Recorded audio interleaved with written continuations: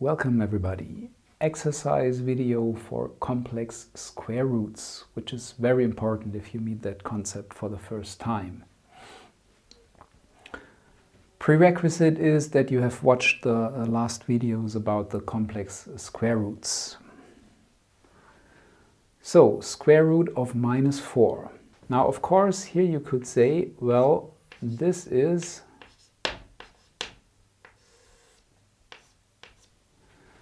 -1 times 4, so I can write it as square root of -1 times square root of 4, and this here is I, so I end up with square root of 4, which is 2 with 2i.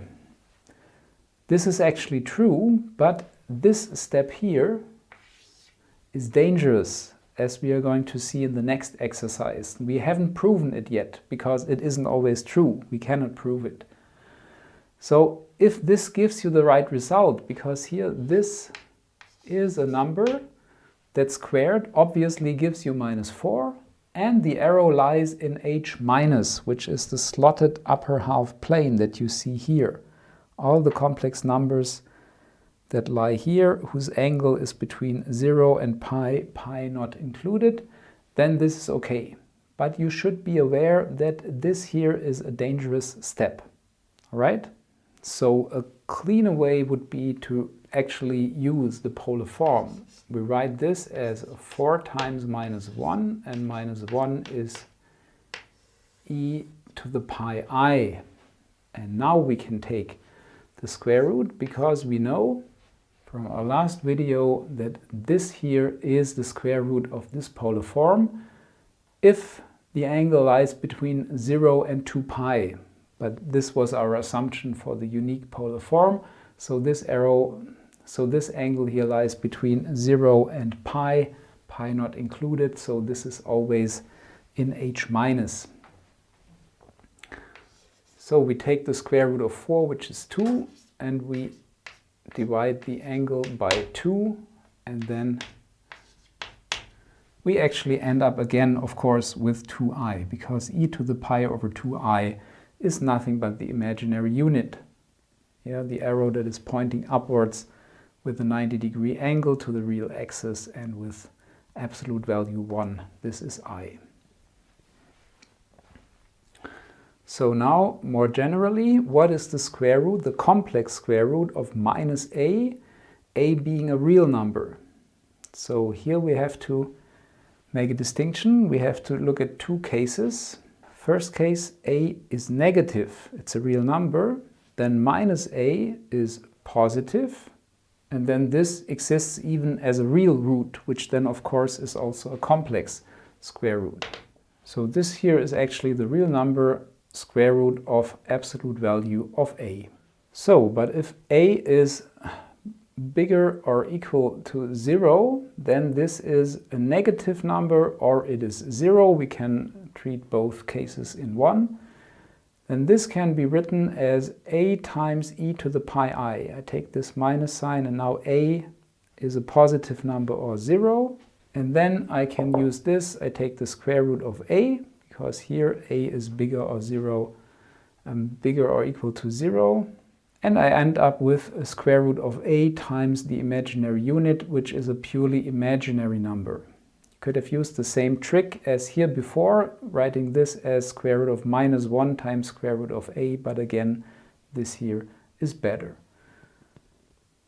So now in the complex numbers, for every real number, this expression exists.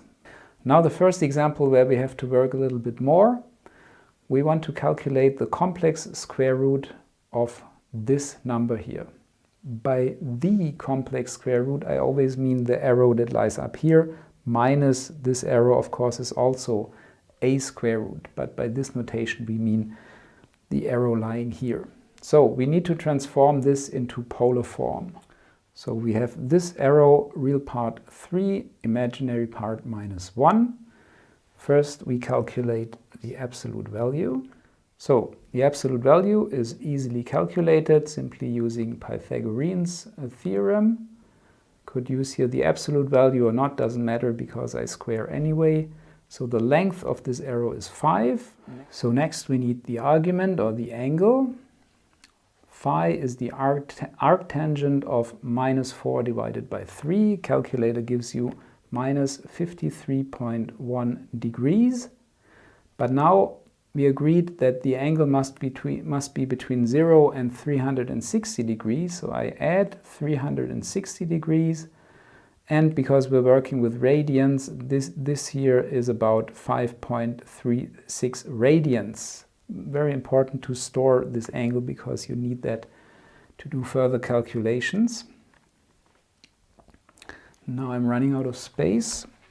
Okay, so using this formula again, I take the square root of the absolute value, which is the square root of 5, and then I have e to the this guy here divided by 2.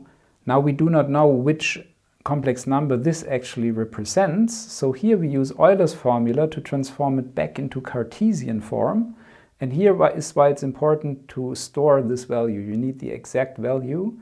And then if you type this into your calculator, then you end up with -2 plus I. So here you see this is a drawback of the polar form, of taking the square roots in polar form. While this formula is very easy, here without a calculator you would be completely lost. And here again, you actually need the calculator, and then you might ask yourself, well, why don't I just type that in? I think most modern calculators can actually do this calculation. And this is where this wonderful formula comes onto the stage. We're going to discuss this shortly, or maybe in the next video, because this is already a bit long.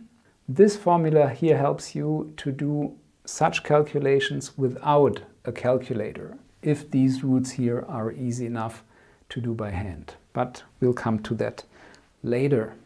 Now, as I said before, you have to be very careful, because in the real numbers, this is always true. The square root of a product of real numbers equals the product of the square roots of the real numbers, as long as the real numbers are non-negative. But in the complex numbers, it might happen that those two are not equal. Very simple example, for z equals w equals -1, we have here square root of -1 times -1, which is the square root of 1, which of course is 1. And here we have square root of -1 times a square root of -1, which is I times I.